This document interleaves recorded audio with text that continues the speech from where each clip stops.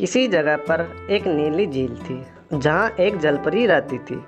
उस जलपरी का नियम था कि वो रोज़ शाम को कुछ समय के लिए बाहरी दुनिया में आती थी, कुछ समय बिताती और फिर नियमित समय पर लौट जाती। एक बार वहाँ से दो चोर जा रहे थे और उन्होंने जलपरी को देख लिया। उसे देखकर दोनों ने एक योजना बनाई कि क्यों न इसे पकड़कर हम शहर में बेच आए, जिससे हमें अच्छे खासे पैसे मिलेंगे। दोनों ने मछली पकड़ने वाला जाल खरीदा और अगले दिन झील के किनारे पहुंच गए।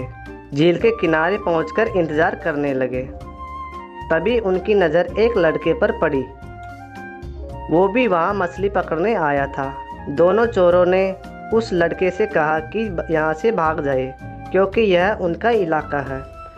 उस लड़के ने कहा कि इस झील का किनारा काफ़ी दूर तक फैला है और यह बहुत बड़ी झील है, तो आप लोग यहाँ मछलियाँ पकड़ो, मैं थोड़ी दूर पर जाकर मछलियाँ पकड़ता हूँ। उसकी बात सुनकर दोनों चोरों को बहुत गुस्सा आया।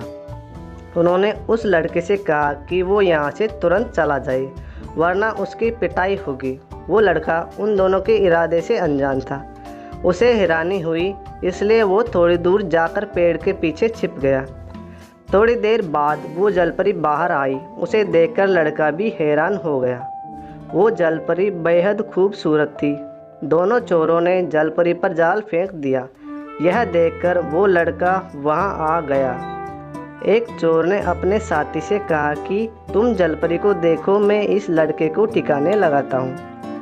लड़के के पास एक बड़ा सा डंडा था, जिससे उसने चोर की खूब पिटाई की।